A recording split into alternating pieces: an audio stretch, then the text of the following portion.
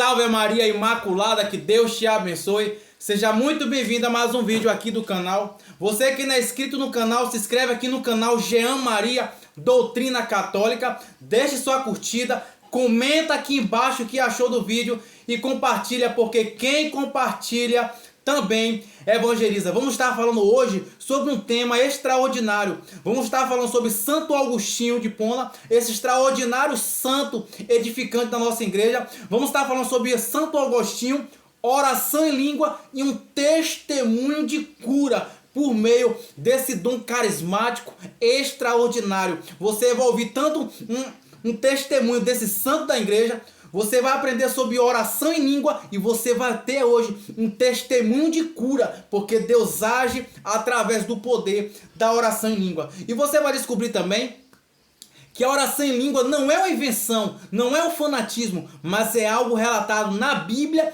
no catecismo, e você terá um testemunho do santo. Você que está perto da sua Bíblia, tem acesso à sua Bíblia, pegue a sua Bíblia em Romanos, no capítulo 8, no versículo 26, e a gente vai estar lendo assim: outro sim, o Espírito vem auxílio à nossa fraqueza, porque não sabemos o que devemos pedir nem orar como convém, mas o Espírito mesmo intercede por nós com gemidos inefáveis. E aqueles que prescrutam os corações sabem o que deseja. O Espírito a qual intercede pelos santos segundo a Deus. Palavra do Senhor, graças a Deus. Você que está com sua Bíblia, beije sua Bíblia, para que fique uma reflexão. Então vamos. O apóstolo São Paulo, eu não li a leitura toda, mas você é convidado a ler para que sua reflexão sobre essa passagem fique mais agradável, mais exata. Romanos capítulo 8. Paulo está falando especificamente da oração. Quando a pessoa começa a orar e quando ela não tem mais palavra para exprimir aquilo que sua alma anseia, que sua alma pede, a pessoa começa a orar em língua, a jubilar. Aquilo que Santo Agostinho chamava de jubilar. A pessoa começa a orar. Porque ali, então Paulo ele vai dizer que nós não sabemos orar como convém. Nós não sabemos conversar com Deus. Nós não sabemos pedir a Deus. Pedimos a Deus, falamos com Deus com aquilo que a gente acha que é racional, com aquilo que a gente acha que é bom, com aquilo que a gente acha que é o correto. A gente acha que está pedindo certo, mas na verdade, com nossas limitações, com nossos pecados, com nossas imperfeições, nem sequer sabemos o que pedir para Deus. E é aí que entra a graça, o dom e a misericórdia de Deus que age em nós. Quando oramos em línguas, o Espírito Santo entra em nós, ele avalia em nós aquilo que a gente mais necessita, aquilo que devemos falar para Deus, e em gemidos, em palavras, nós começamos a conversar com Deus, a falar sobre a moção do Espírito, que é o próprio Deus, a terceira pessoa da Trindade. O Espírito Santo, ele entra em nós, ele mergulha em nós, e ele começa a nos dar um impulso para orar através de nós. E ele movimenta nossos lábios, nossa língua, nossa vontade, o nosso fervor da fé. E ele começa a orar através de nós. É uma conversa particular, é uma conversa linda, é uma conversa íntima. É uma conversa entre o Espírito Santo falando em nós, através de nós, com o próprio Deus. A oração em língua é uma oração que ele exige de nós a verdadeira humildade. Porque quando, humanamente falando, nossa inteligência, nossa racionalidade, nós se sentimos um bobo. Nós se sentimos, desculpa a expressão, um idiota. Nós se sentimos ridículo. Porque falamos como que a gente falamos palavras sem sentido. Nós que gostamos, sentimos nossa racionalidade, nossa inteligência, a gente acaba se questionando o que é que eu estou falando. E a gente começa a achar que tá falando maluquice. Não ora em língua direito. O que é que eu estou falando? O que é que eu estou fazendo? Eu estou falando coisas sem sentido. Nossa inteligência nos acusa. Porque nós achamos que nossa oração Nossa oração com nossa boca, com nossa mentalidade é a oração perfeita, é a mais agradável a Deus. Quando na verdade ela é aceita, se vir do impulso do Espírito, melhor ainda. Mas a oração em língua é quando você se abandona na mão de Deus como uma criança, sem o uso da razão. Ela confia totalmente na mãe e no pai. Assim somos eu e você, quando nos abandonamos a orar em língua. Nós deixamos Deus falar em nós. Nós deixamos Deus orar em nós. E mesmo que a gente não entenda o que a gente está falando, e mesmo que a gente se sinta ridículo, não deixe de orar. Não deixe de deixar Deus orar em você. Porque quando Deus ora em você, portas se abrem. Quando Deus ora em você, o sobrenatural se abre. É Deus falando em você. E naquele momento que a pessoa começa a orar, seja com sílabas, palavras que parecem sem sentido, aquelas formações de palavras, aquele impulso de orar, uma coisa que não entendemos, mas sentimos que devemos fazer aquilo, é o Espírito Santo querendo se servir de nós. Mas atenção! O Espírito Santo ele quer falar em você, através de você, com a sua boca, com a sua língua e com a sua voz. E deixa eu te falar humildemente, eu te peço, não se importe com o som que sai da sua boca. Aparentemente parece ridículo, parece que eu estou falando uma coisa sem sentido. Não preciso orar como o irmão ora, como a irmã ora. Desculpa. Você tem que orar como o Espírito Santo quer que você ora. Porque as palavras que saem de nossa boca são palavras inteligíveis. É considerado como a linguagem dos anjos.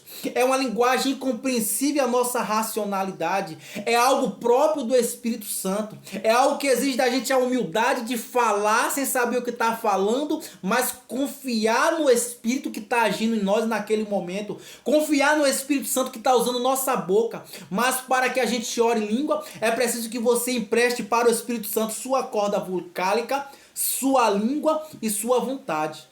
O Espírito Santo não vai abrir sua boca para você falar. Ele não vai te obrigar. Ele vai te dar um impulso. Ele vai te dar a vontade. Ele vai te dar a coragem. E mesmo que você fale, meu Deus, eu estou falando uma coisa aqui que eu não estou entendendo. Será que eu estou orando certo? Não existe orar certo. Existe orar em língua. Não existe orar bonito. Existe orar em língua. Em cada pessoa Deus age de uma maneira através da oração em língua.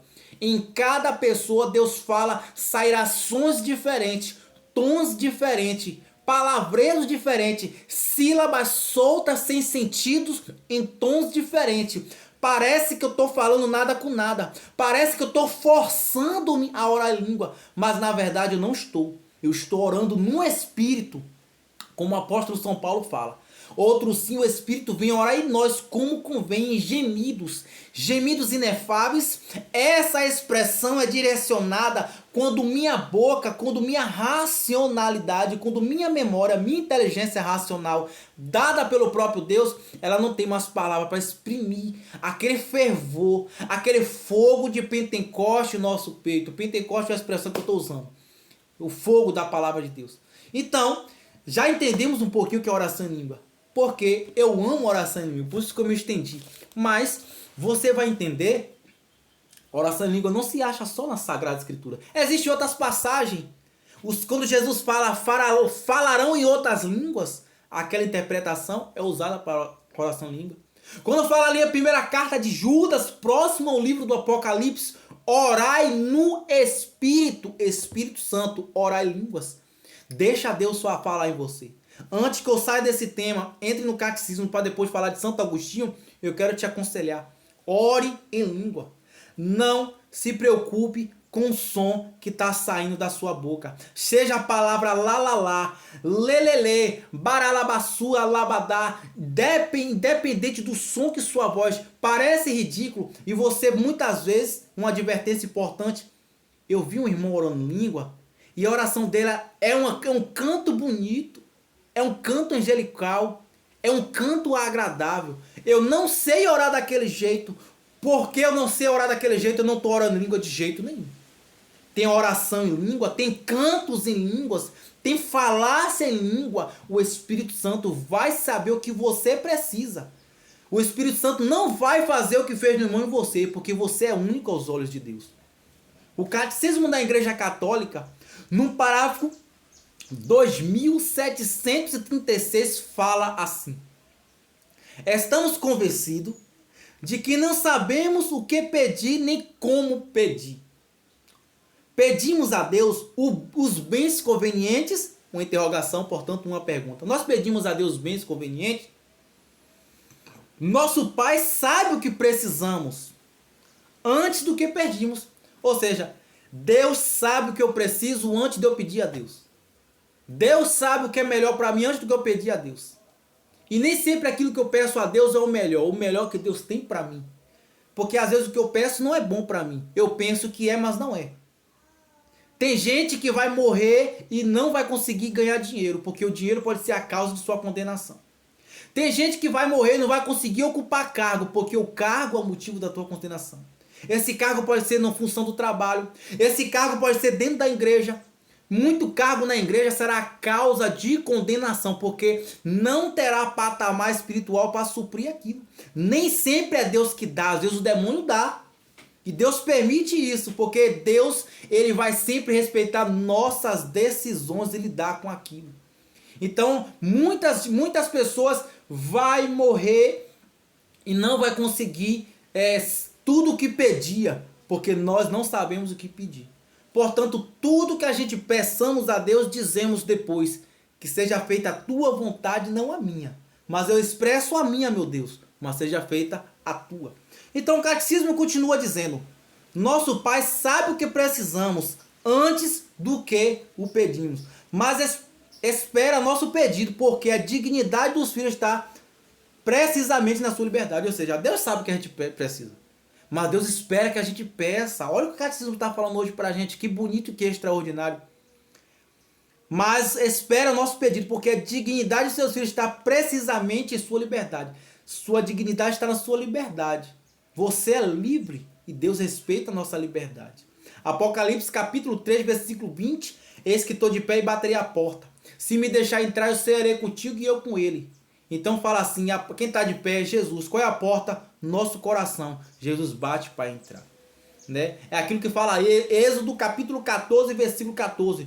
O Senhor lutará por vós e vós ficará em silêncio. Deus quer estar ao nosso lado, mas depende de nós. O catecismo continua. Por isso é preciso rezar com o seu espírito de liberdade para poder verdadeiramente conhecer seu desejo. O catecismo fala. O catecismo dá continuidade, mas não vou me estender para o vídeo não ficar muito extenso. Você é convidado a meditar Catecismo da Igreja Católica 2735 sob oração em língua 2736. Aqui está a opinião. Não vou me aprofundar para não ficar muito extenso, mas já dei a direção. Romanos capítulo 8, versículo 26, Sagrada Escritura, Catecismo da Igreja Católica, e vamos ver um extraordinário testemunho do santo, a águia de Hipona, Santo Agostinho, é o extraordinário santo bispo e doutor da igreja, que impactou a história da igreja. E diz assim: na conversão de Santo Agostinho, no espírito ele exclamou: tarde te amei, ó beleza tão antiga e tão nova, tarde demais te amei. Tu me chamaste, teu grito rompeu minha surdez, fulgaraste teu brilho e tua luz afugentou minha cegueira. Eu te saboreei e agora tenho fome e sede de ti. Tu me tocaste, agora estou ardendo no desejo de tua paz. Esse é o verso que Santo Agostinho recitou quando recebeu um batismo no Espírito Santo. Obviamente esse verso é muito maior. Você pode estar pesquisando. Você acha exemplo nos livros Pensadores dos Pensamentos de Santo Agostinho. Na vida de Santo Agostinho você vai pegar todo esse verso. Continuidade. Transportemos-nos para a missa da Páscoa da igreja, que ele pastoreava na cidade norte-africana de Hipona, que é o testemunho de Santo Agostinho. Isso faz parte de uma seção de relatos do seu famoso livro, A Cidade de Deus. Santo Agostinho escreve um livro que levou 13 anos para escrever esse livro, em 2 volumes, Cidade de Deus. Tem um exemplar aqui, se eu achar. Tem um volume aqui como exemplo, Santo Agostinho, Cidade de Deus. Então Santo Agostinho levou 13 anos escrevendo esse livro, que trata de milagres dos quais grande maioria Agostinho testemunhou pessoalmente, ouvir seus companheiros de paróquia. Segundo o testemunho pessoal de Agostinho, nascia o dia de domingo de Páscoa, Olha, segundo o testemunho pessoal de Agostinho, aqui vai entrar o testemunho pessoal de Santo Agostinho. Nascia no dia de domingo, de Páscoa, de multidão, chameava a Basílica de Santo Estevão de Hipona, África do Norte, agarrando-se à paliçada do santuário. Paulo orava cheio de fervor, suplicando por uma cura. Inesperadamente ele cai postado no chão, como que sem transe. Mas, palavra de Agostinho, sua convulsão habituais havia cessado. Agostinho continua, e de repente se levantou-se os tremores de se tinha cessado. A multidão contemplava um fascínio. De acordo com Santo Agostinho, a igreja inteira logo abalou com o clamor do regozijo. Quase todos romperam em altas orações de ações de graça. Pessoas correram até onde Agostinho estava sentado para lhe contar todo o acontecimento, pois a procissão estava prestes a começar. Paulo, acompanhado por um grande número de pessoas, pôs-se diante de Agostinho. Agostinho levantou para receber ósculo da paz. Então aqui te vê um testemunho de Santo Agostinho. Agostinho descreve a multidão exultante. Clamores de júbilo brotava de todos os lugares. Graça seja dada a Deus. Nenhuma língua ficou em silêncio. E aqui vou explicar a vocês. Lá, nos primeiros séculos da igreja, oração em língua não se chamavam oração em língua. Santo Agostinho, quando escreve a palavra júbilo, é oração em língua. Júbilo, portanto, jubilar. Nós vemos muito desses escritos ali nos escritos dos pais da igreja, das coleções patrísticas, quando Santo Agostinho escreve os 3 volumes sobre os 150 salmos. Santo Agostinho escrevendo sobre o salmo, ele vai falar bastante de jubilar, porque o salmo é uma oração exorcística, o salmo é também um canto, e dentro desse canto, Santo Agostinho vai falar muito sobre o jubilar. Começavam a orar, nesse orar o salmo, o Espírito Santo fervorava o coração, e depois finalizava essa oração com oração em língua, ou seja, como o próprio Paulo falava. Começava a orar em língua, quando não tinha mais palavra, começava a orar com suas palavras, lendo o salmo.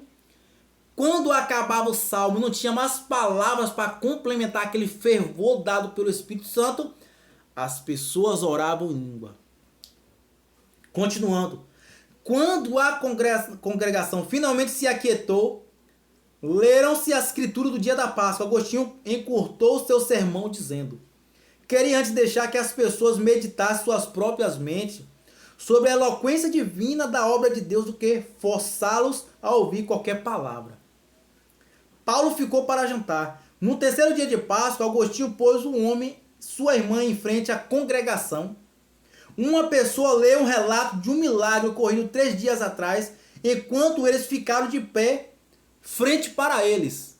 Ou seja, Paulo estava hospedado com Agostinho. Uma pessoa testemunhou que naquela oração em língua que toda a igreja orava junto, Paulo ficou diante da igreja de pé para toda a assembleia. Assembleia significa igreja. A palavra inglesa, a assembleia significa igreja. Assim como eclésia significa igreja.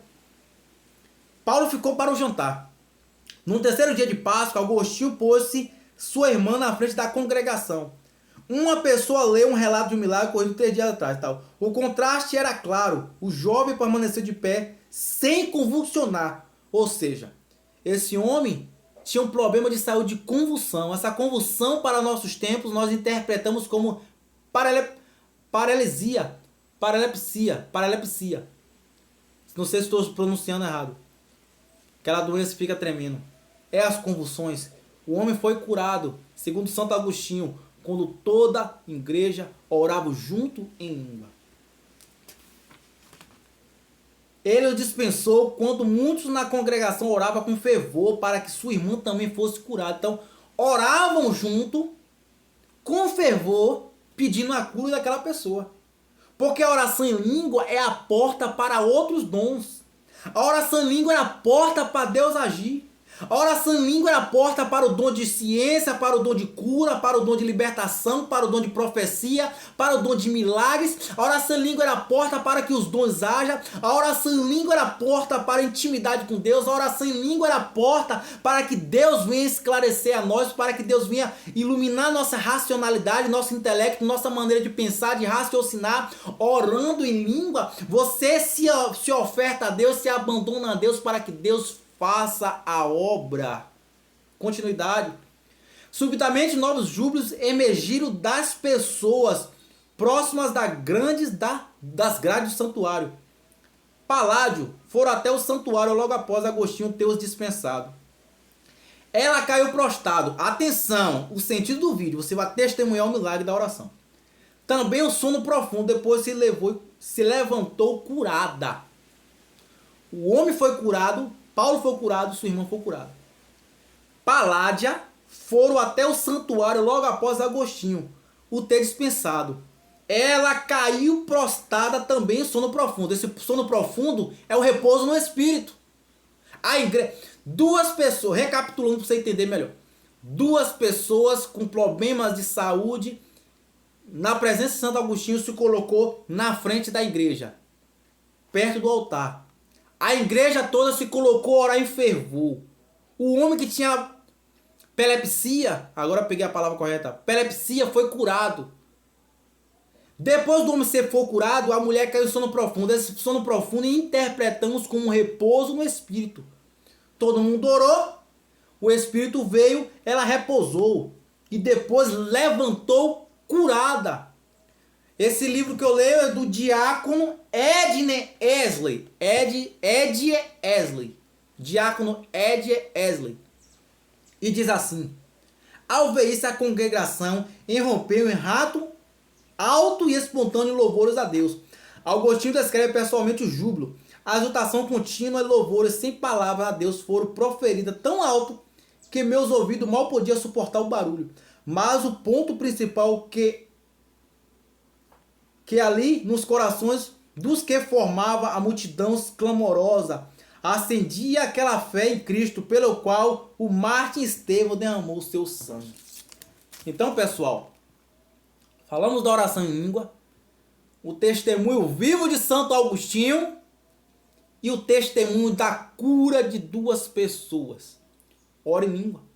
Orando em língua, o Senhor, Ele vai orar em você. Você talvez tenha dúvida do que é certo e do que é errado, qual o caminho a seguir. Ore no Espírito e no Espírito Santo. Deixa Deus falar em ti, deixa Deus orar em ti, deixa Deus abrir tua memória. Santo Agostinho, um santo e doutor da igreja do século IV.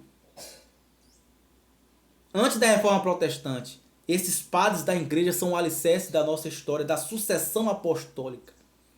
Antes de Martinho Lutero, já existia igreja, já existia milagre, já existia dons, já existia vida na igreja. Já existiam os santos padres, São Gregório Magno, Santo Agostinho, Santo Ambrósio, São Policarpo de Esmirna, Santo Antão do Deserto, Santo Atanásio, São Cirilo de Alexandria, São Cirilo de Jerusalém, São Clemente de Roma, São Policarpo de Esmirna, Santo Irineu de Leão. Inúmeros foram os padres da igreja que testemunharam oração em língua lá nos primeiros séculos da igreja. Oração em língua não é uma coisa nova da renovação carismática, não. Foi algo que sempre esteve na história da igreja. Oremos em língua, para que Deus venha orar em nós, falar em nós. Para finalizar, um breve minuto de oração em língua. Acompanhe ou peça ao Espírito Santo para te preencher. Serere babaralabandari candaria labaralabassuri candaria labaralabandai. Oi alabadari bambaralabandari candaria laralabachubambaralabandari alari alari alari alari alá. Laralabasubambaralabandari candaria labaralabassurramanai. Serere dabdaralabandari alarala dadaria alari alari alari alá. Maralabassurralamanari candaria ladabdaralabassuriri. Que Deus te abençoe, que o Espírito Santo sopra na tua vida um vento de Pentecoste. Pega ele, Espírito Santo. Que Deus te abençoe. Se você gostou desse vídeo, curta esse vídeo, coloque embaixo seu comentário, compartilhe esse vídeo Nossos tempos são tempos em que pessoas precisam do Espírito Santo. Do Espírito Santo, o Espírito da verdade, o Ruá, o Paráclito, o sopro de vida, a Shekinah, o Xaralabadá. Deus te abençoe. Compartilha, porque quem compartilha também evangeliza. Salve a Maria Imaculada, que Deus te abençoe.